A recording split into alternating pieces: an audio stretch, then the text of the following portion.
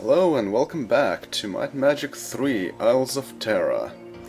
And this time we will go through the manual. Sort of. It's actually more of a book than a manual. It's very unique. So it's called Might and Magic 3 A Passage Through the Isles. And yeah. So, Might and Magic 3, A Passage Through the Isles, the Journal of Corak the Mysterious. I am Corak, called the Mysterious, and these are my scribblings as I journeyed across the Isles of Terra in search of forgotten lore. Take them as aid in the adventure before you, for these isles are not all they seem to be, and behind the shroud of legend, truth is often seen. And it's first edition. Apparently it was released in 1991. Stuff. Credits. Limited warranty. Alright. From the corners of the misty void rang loud the battle cry. The elemental lords of four had sworn to fight and die. Fire, water, air, and earth did meet their might and force, and in their battles' bloody mire found our land its source. Very interesting how everything is put together like that. Second day of the new moon, 491, in the town of Wildabar. It has been 4 years since last I set out to explore a new land and discover the hidden lore and fables surrounding its towns and castles. The swelling of spirit brought about by the telling of these stories of heroism and bravery beyond hope is a thread of magic woven in the minds and hearts of all who long to answer the call of adventure. And it is for this purpose, to preserve that magical spark, that I have devoted my efforts to recording these tales. From the rumors and murmuring I have heard passing through Wildabar, these isles are rich with such histories. While talking to a town elder, he told me of an ancient rhyme once read before festivals that contained the legend of the mysterious conception of the isles, a legend that today circulates across the land, but altered through the years since the original scroll's disappearance. He read to me a portion he recorded before the original vanished, and told me what he could remember of the rest of the tale. Other parts, he said, may be recorded across the islands. The epic was written in 3 parts, and the fragment he gave me was from the first, in which is contained an account of the birth of the isles out of a great battle between powerful lords of the 4 elements who used fierce storms to fight for supreme control of the void, a place where there was no land or sky or ocean. Water and fire and air and earth met in this empty void to fight for the right to fill it with their presence. But so matched were they in this battle that none could defeat the others, nor could any stop fighting lest the balance be upset and he be overrun by the others. They had become locked in an internal war none could turn away from. And as the war raged on through the decades in the midst of the void, where the fallout of the mighty storms gathered and settled, a rich land began to develop. From there, no one knows, but beasts appear to graze the fields of the new land, and take refuge in its forests and caverns. Little notice did the elemental lords pay to these dumb beasts, for there was little threat in their roamings. They were seen as nothing more than flies that gather around a fallen animal. So the war raged on with intensifying storms that added to the richness of the budding land. But then, a new creature mysteriously appeared in the void. Not dumb like the beasts, but clever in ways of cultivating the raw loam of the battlefield further into a rich provider of food and shelter. Difficult and costly though it was in the midst of the furious storms of battle, a continent was forged in the misty void. In the forests and valleys settled spry creatures of great intelligence. Thin and strong, the elves were quite at home among the trees and fields of green. Though weaker in endurance than some, they were possessed of a high aptitude for the magical arts and resistance to its power and energy. And in the snowy areas of bitter cold, found the gnomes their home. Like the elves, they were strong of mind, not body, and a little more prone to the ways of magic. But unlike the brooding elf, the gnome was very jolly and quick to make friends. Because of the harshness of the snowy land, their countenance was deafened to the elements, and even more so to magic.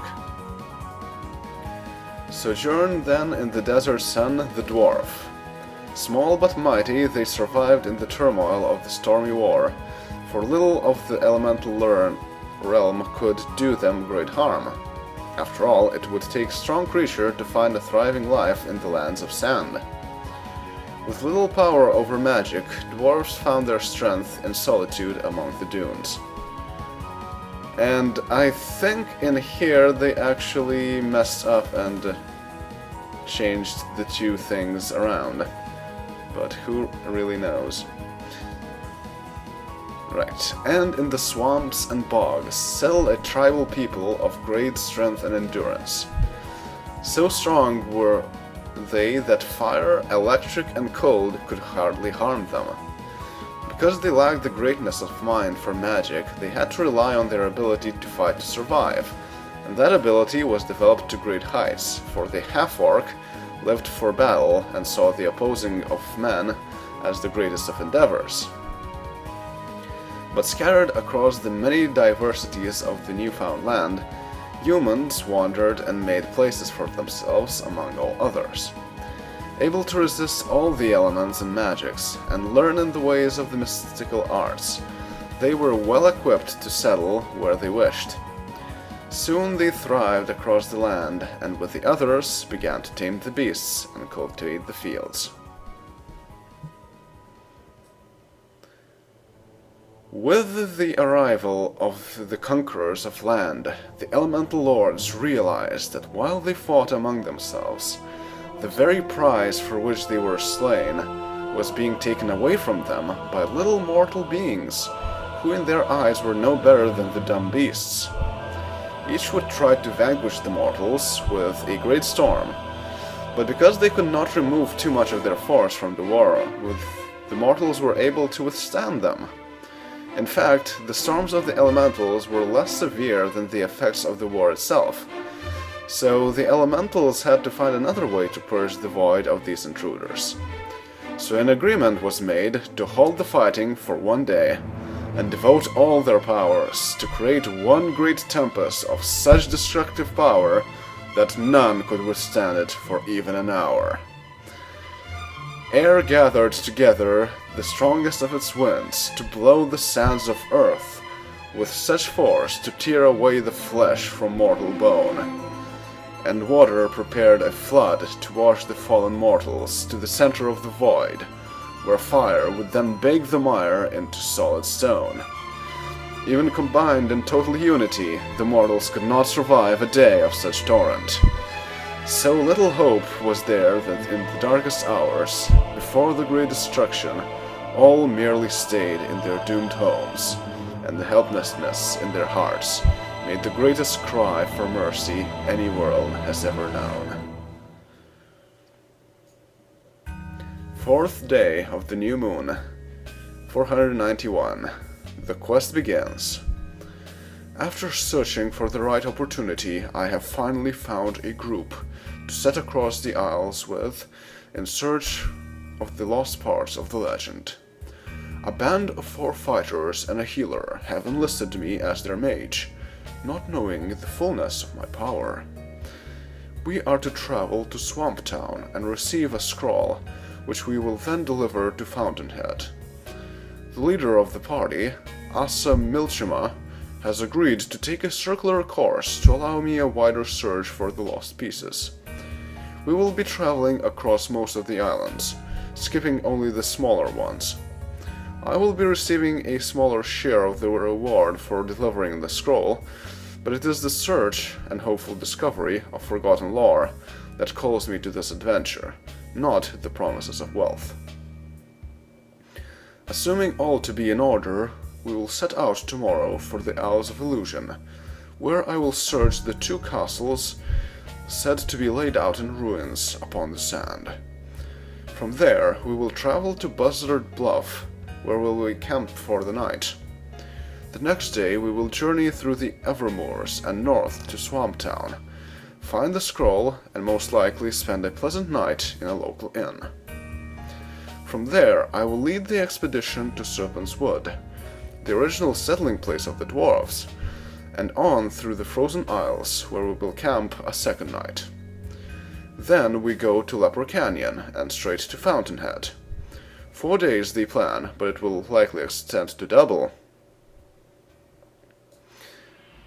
5th day, 491, setting off.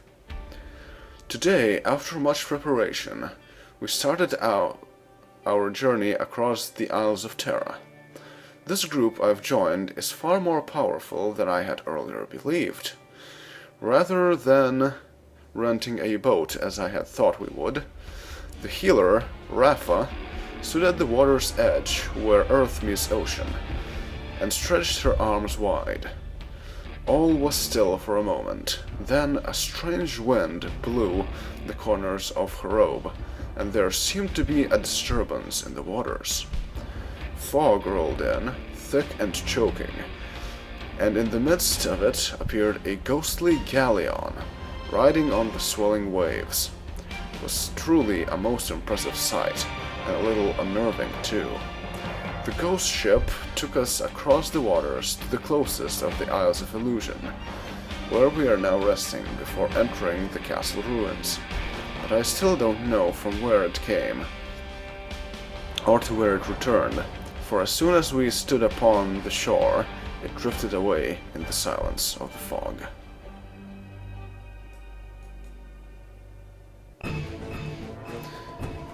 It is a poor omen when the first battle of an adventure ends in death. While searching the ruins of Castle Greywind, we came upon a powerful phantom magic user that had made its home in the rubble. He attacked at once without warning and engulfed Rafa in a pink glow of energy, draining all life out of her. Asa Milchima responded quickly by letting fly a bolt from the crossbow at his side, but it only passed through the apparition. While the others advanced, a ghostly figure summoned a huge and beastly bear and vanished in a flash of light. Asa Milchima and Sufa, the ninja, were only hurt a little in the battle with the beast, but Rafa had been our healer. I did what I could for the others without revealing the full extent of my powers, but the loss of Rafa is most unfortunate. The loyalty of this group is strong, for they plan to spend their part of the reward to have her healed at the temple in Swamptown. 6th day of the new moon, 491, camping at Buzzard Bluff. Then descended on the land the forces of the dome, to lend into the mortal hand power before unknown. 5 forces they of might and magic, 2 champions forged by each, 10 heroes made the tale most tragic for the elemental beasts. There is a dark mood hanging over the camp tonight, darker than the clouds that cloak the moon, darker than the thick limbs of trees that hide untold creatures peering from outside the circle of firelight. It has been raining since the middle of day, and the falling drops have beaten down the spirits of even our steeds, who stand nervously stamping. The fight of yesterday still weighs upon the minds of all, myself included, made heavier by the legend of the winged death, said to prey on travelers of the Forsaken Sands. I must admit, even I will feel relief when this night is nothing more than a memory. It seems a fitting enough setting to muse upon the piece of the legend I found in the ruins of Castle Greywind. It tells of the intercession of the forces of the dome, the 5 forces that gave man the power to overcome the attack of the elementals. Cosmonium was that force which guided the elements and other forms of energy from place to place. Air, water, fire, earth, and the electrical energies were commanded and controlled. This is very interesting, actually, because this quite closely ties with what we will see in later games, particularly Might and Magic 6, The Mandate of Heaven. So, Cosmonium here is presented as a force that creates all of those elemental magic. In the later games that will be presented as simply elemental magic, but, well, the idea is pretty much the same. Esoterica was the power of the inner self, the energy of life and the forms of life, with command of the mind and the ability for healing and inflicting. Again, this is very interesting, and in fact, the icon for Esoterica here will later on be used for what was called the self-magic. And even here you can see the word inner self. And the icon for self-magic is like the person here, the ring around it, and they also added a sort of triangles around it. The person here was to represent the body, so body magic. The ring around was spirit and spirit magic, and the triangles around would be mind and mind magic. But in this game it wasn't actually differentiated into such. So that's quite interesting as far as continuity goes. Right. Gaiam commanded the order of life in the forest and in the skies, of the trees and the clouds.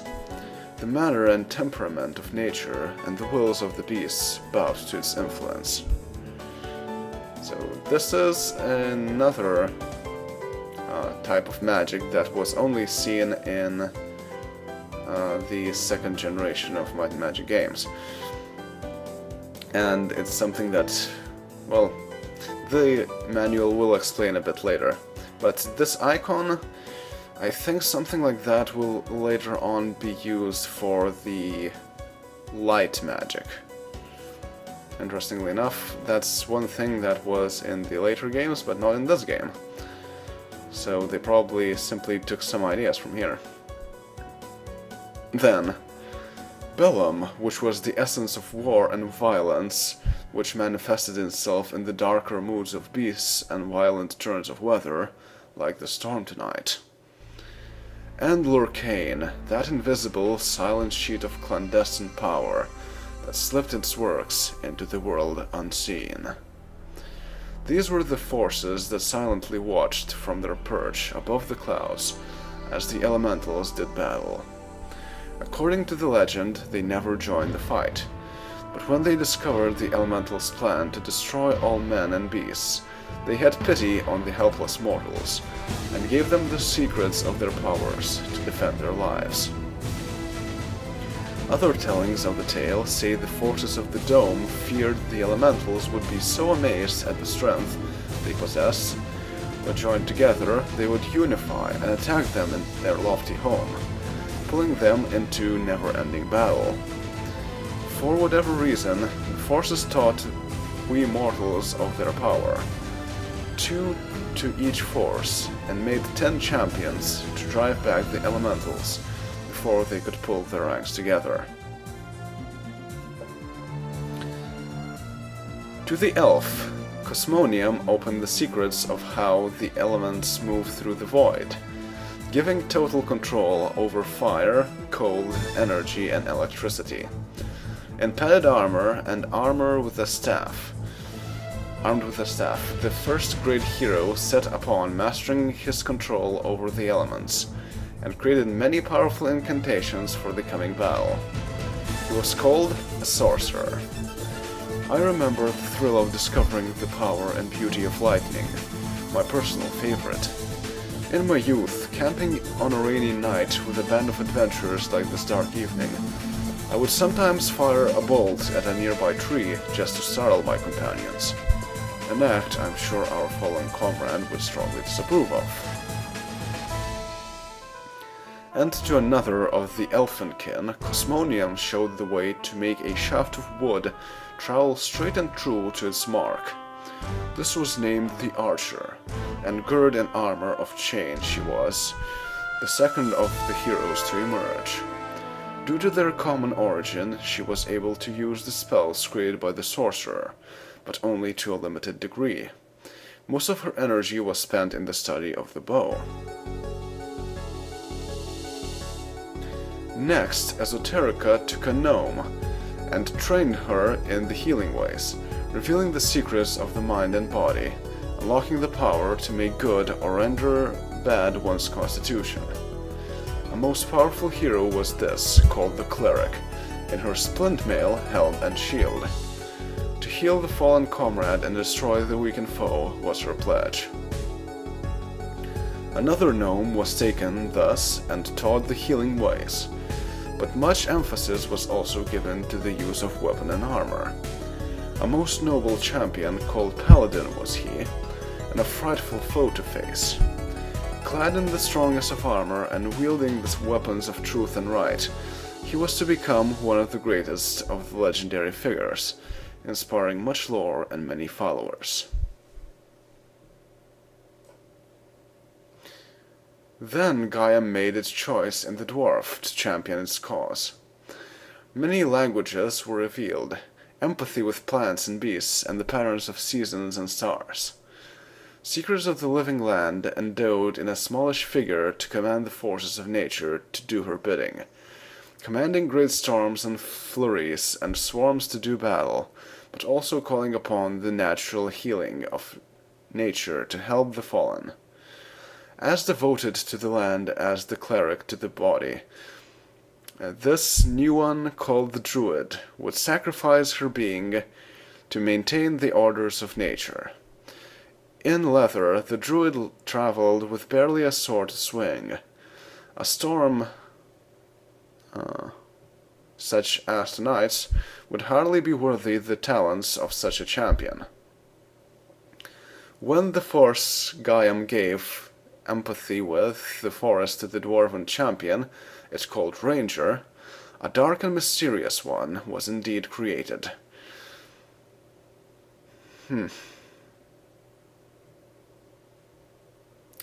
This is really hard to make out, really. At something in the denseness of the trees, contented with the thicket of vines and cluttering of bushes, the ranger was as diverse in mood as the forest was diverse in creatures. Like the first hero ranger, our own Asa is prone to sudden changes in temper, from jovial and impish to condemning and stern. So this is quite interesting because the dwarves here are presented quite a bit differently, and in fact, the depictions even, they do look the other way around than they should be, but maybe they really did make it like that. Later on this will be indeed switched around, because at least by the time of Might and Magic 7 for Blood and Honor, the dwarves are very much tied to stone, and they don't have much in terms of magic. In fact, over at Heroes of Might and Magic 3, and also Heroes Chronicles, they are the ones that would resist all magic. So that's something that was really retconned, I guess. Or maybe there are different dwarves in different planets. Who knows? Right. Bellum then chose the half-orc to be champion of the sword. Girt in the finest of armor, helm and shield, and with the mightiest of weapons, trained he in the arts of war, melee and valor. Called the knight, he became the strongest of the champions, with the greatest desire to march across the battlefield. While the paladin could seek peace through battle and find victory in the quick end of a war, the knight longed for the brotherhood of battle and felt a kinship to all combatants. And the second champion made Bellum to be called Barbarian, for it was not the brotherhood she sought in battle, but the lust of blood.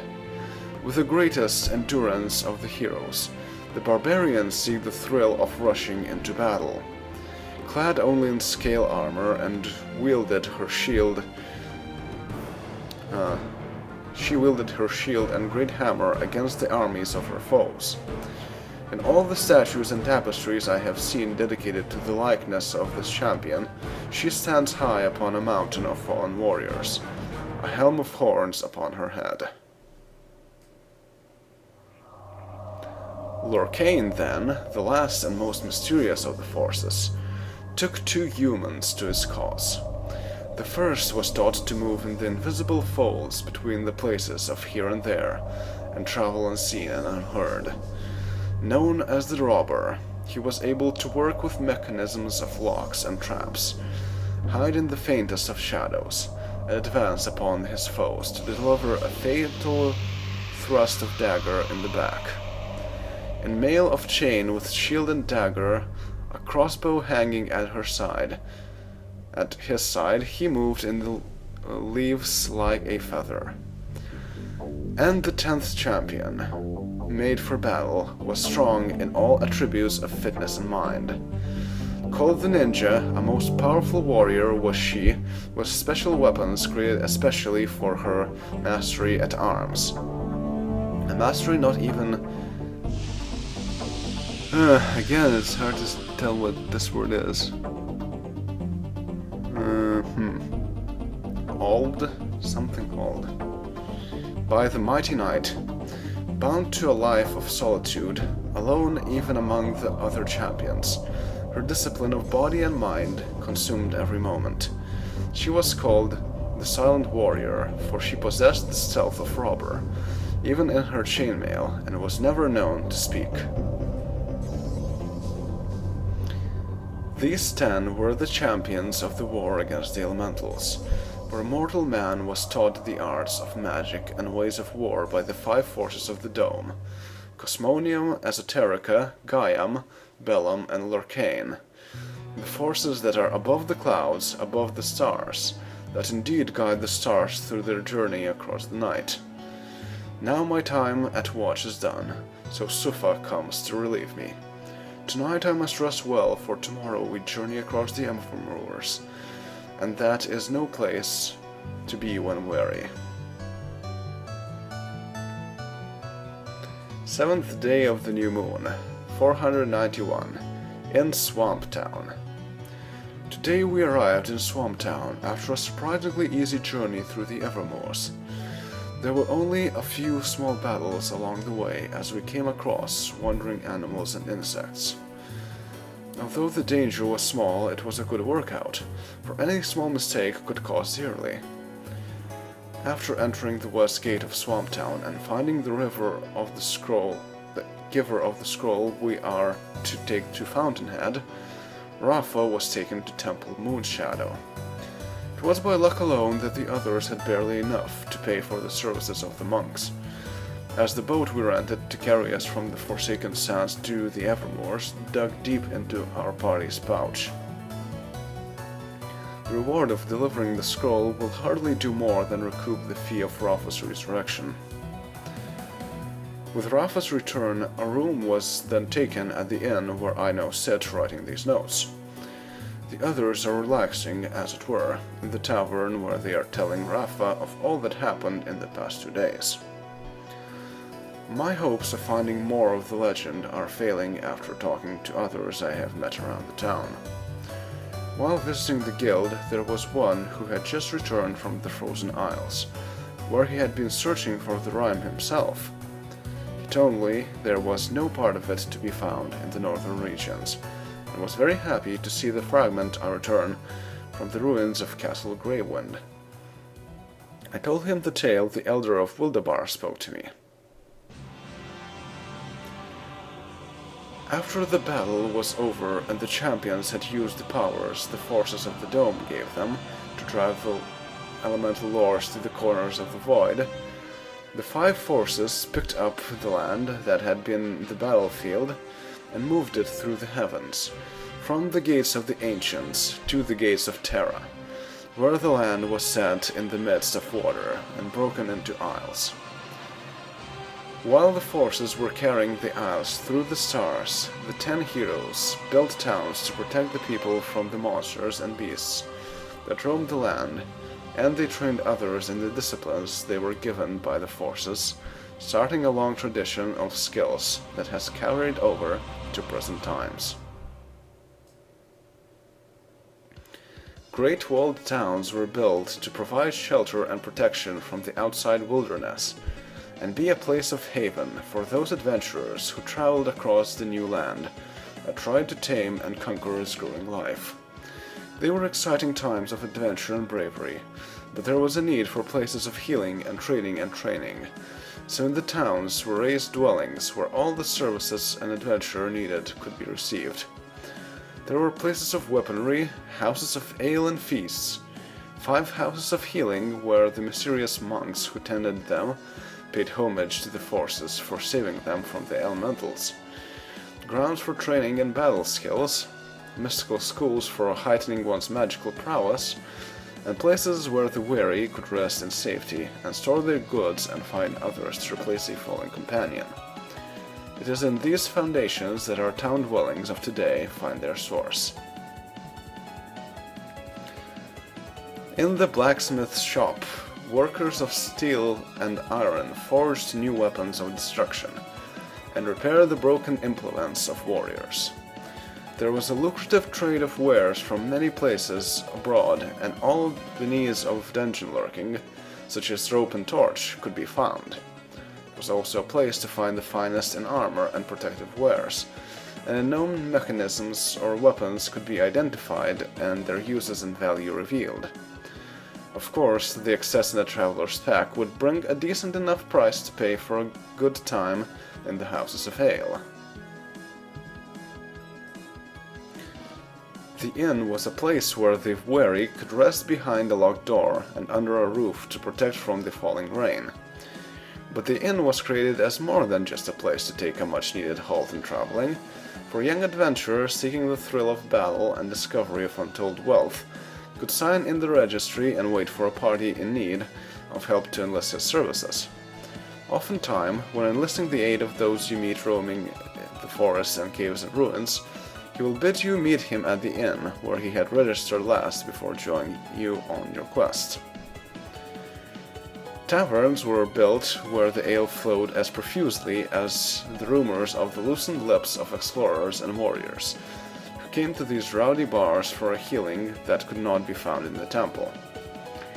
It was a place where gold put in the hand of the barkeep might reveal a clue to find unspeakable treasure and fortune. And when the adventurer's pack ran low of food, it could be filled with the specialty of the house. After all, when one's strength runs low, resting is to little avail when there is no meal to replenish the flesh.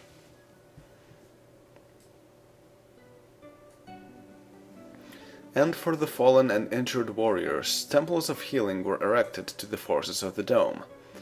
5 forces gave mortals the power to subvert the deluge, and 5 temples were constructed to honor their powers and help those who fell in their service.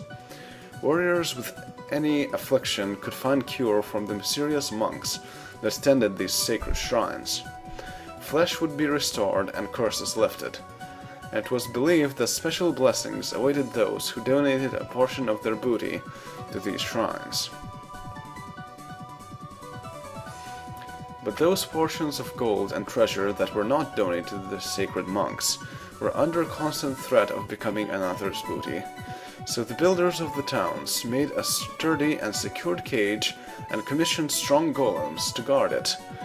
The bank was needed to keep one's wealth in safety, because there were, even those exciting days following the victory over the elementals, those who would feed on the weaker but more fortunate of their fellow man.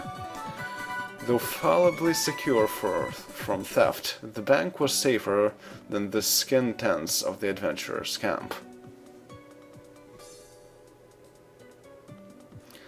To train others in the ways shown to them by the forces of the Dome, the 10 champions also made great training grounds with tracks and arenas, and all manner of devices for improving strength and stamina.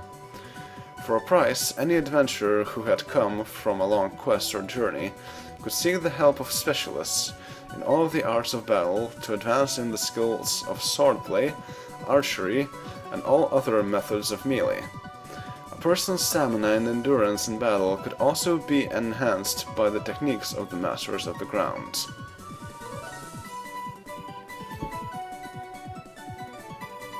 And for those who studied the magical arts, mysterious guilds were built to train the magic user to control the forces. Through intense study, deeper control of one's chosen way could be gained, and new incantations purchased to extend the mage's abilities and arsenal of spells. These were places of great secrets, and none but members of each guild could enter. Legends of the surrounding area were written in history of each guild to provide helpful hints and warnings to the wise.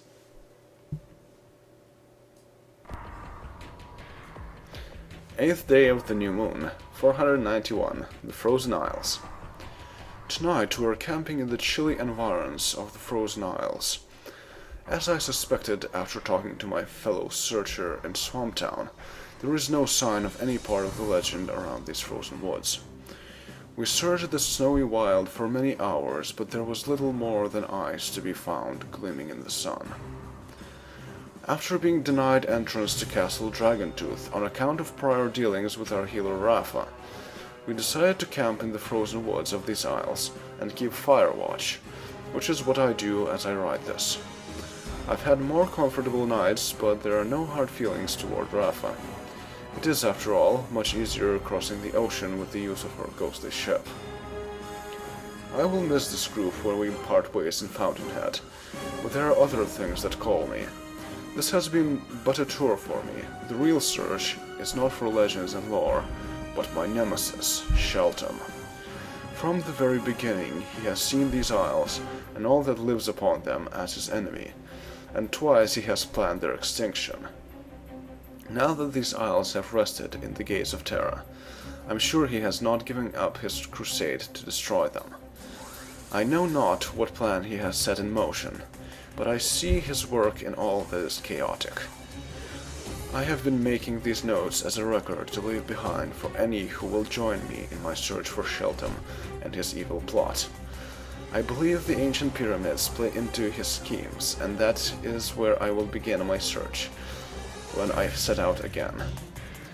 This time I will go alone, but to any who follow I will leave clues to give the benefit of new information I uncover. I have not told the others of this, but in the ruins of Castle Blackwind, back on the Isles of Illusion, I found a message among the rubble that may shed light on the mystery of Sheltem's scheme. It seemed to place much importance of the 3 manners of men we have come to call alignment: good, neutral, and evil. For many years there has been peace among these different attitudes, but it has not always been so.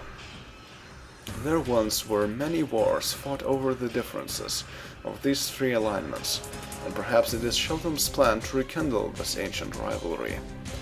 I'm still working on what may be the meaning of this message in the rubble. In the land today, the question of good and evil is resolved in the response to certain situations, and there are certain enchanted areas where one or the other may not be welcome. But there is little chance of war fueled by these differences being started in these times of enlightenment.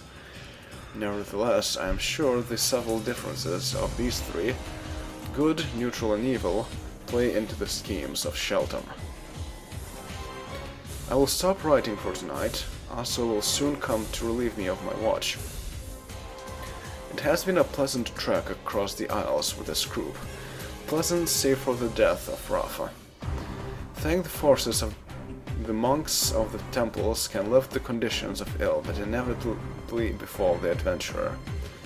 Be you cursed, paralyzed, or even eradicated, There is always a remedy and a price to be found in the temples. With the coming of the morning light, we will start our final journey to Fountainhead, and from there I will once again set out alone. My feelings are echoed in the cries of the wolves I hear floating across the moonlit sky. 9th day of the new moon, 491. Fountainhead reached. After passing through Leper Canyon, we reached Fountainhead late into the day. I parted my company with my group at the inn, where they immediately found another young adventurer, anxious to join them on their next excursion, of course, after they spent some time in the tavern to recuperate. Before I start my search for Sheltem, there are a few final pieces of advice I would like to offer those who follow me into this mystery. There are skills that will be very helpful, if not completely necessary, in your travels across the Isles.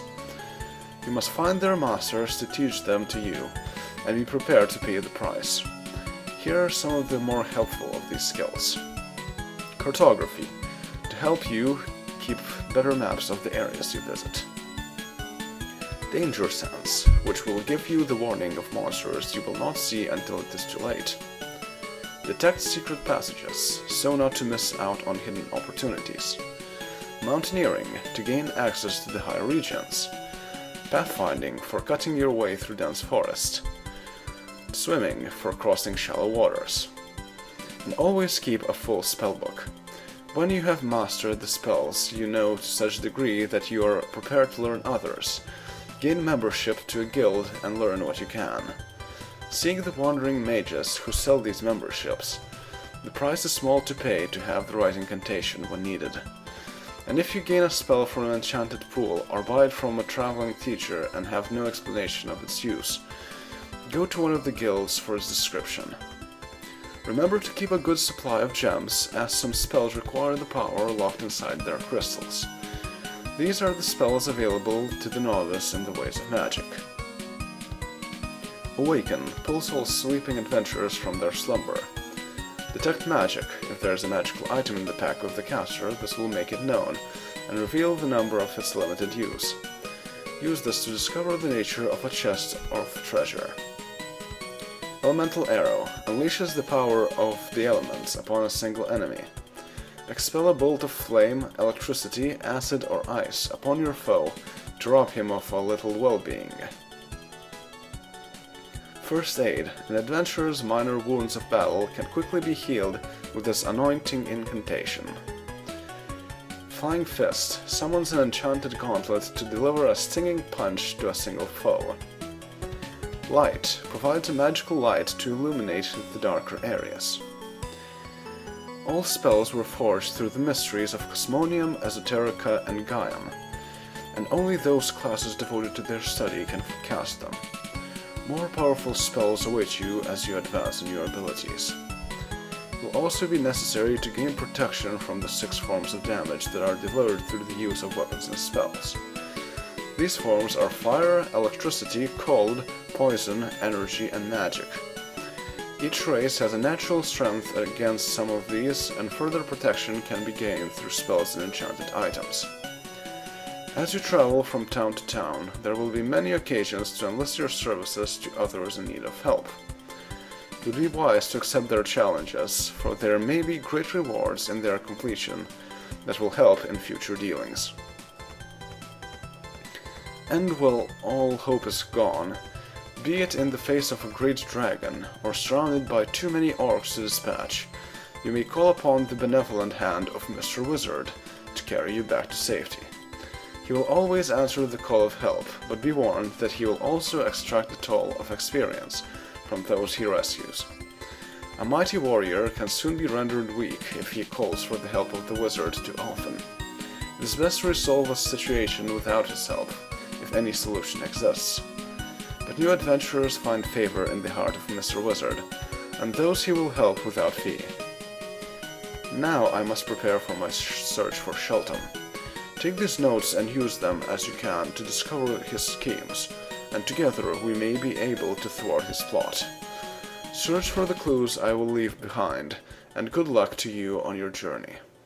May the powers of might and magic be always at your side. So that was Might and Magic 3: A Passage Through the Isles. Quite an interesting way to make a manual. Right, so some remarks I want to do. So, fire, electricity, cold, poison, energy, and magic. That actually translated into Might and Magic 6, The Mandate of Heaven, because that was exactly the forms of damage that one could make. And fire, electricity, cold, and poison was regarded as the sort of elemental things, and energy and magic were special ones, with energy that cannot be resisted at all, and magic being hard to resist. So that is interesting continuity as well. What else?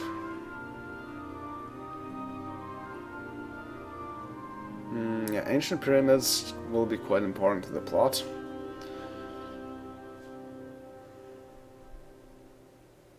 Yes. It was said that from the very beginning, Sheltem has seen these isles and all that lives upon them as his enemy, and twice he has planned their extinction. I think in World of Xen this will be changed.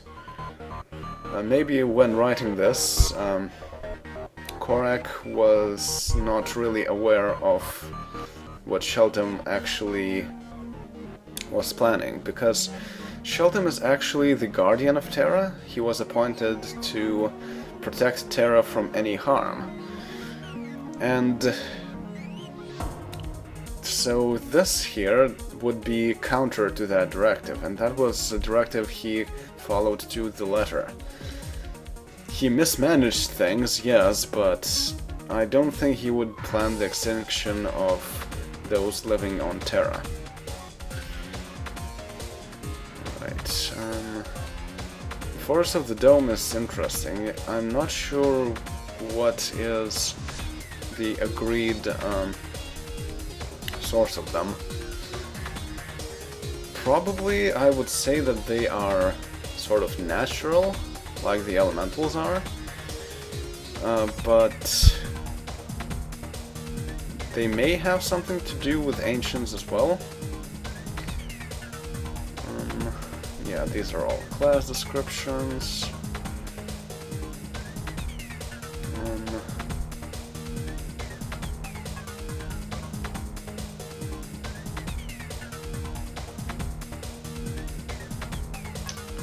Where was it written? Wait a minute.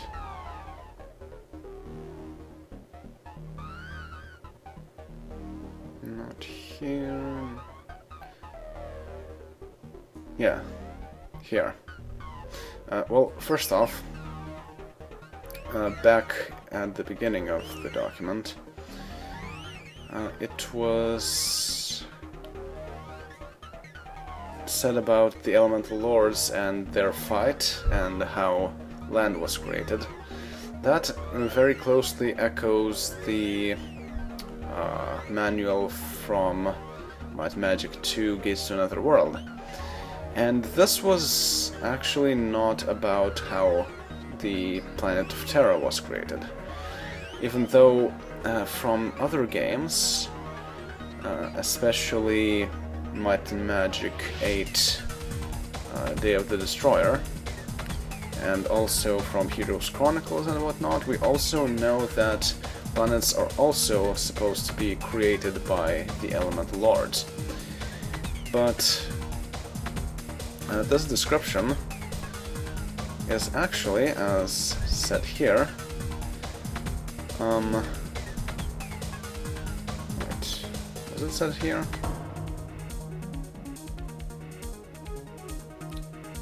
No, that's not that.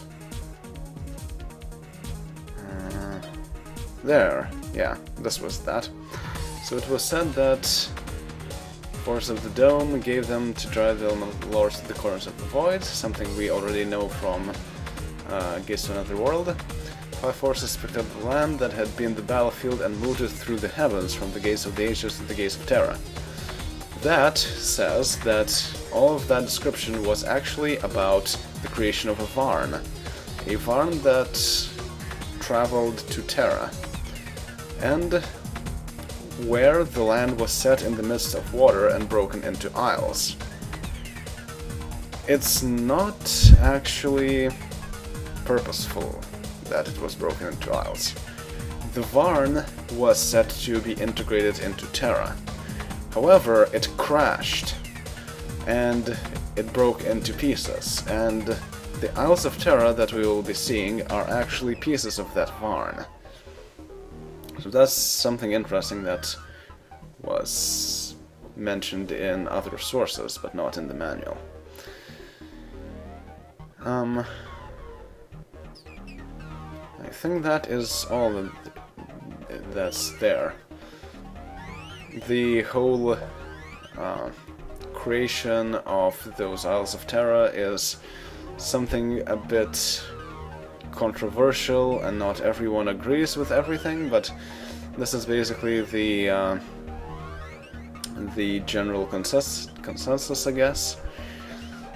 The forests of the dome are also quite mysterious.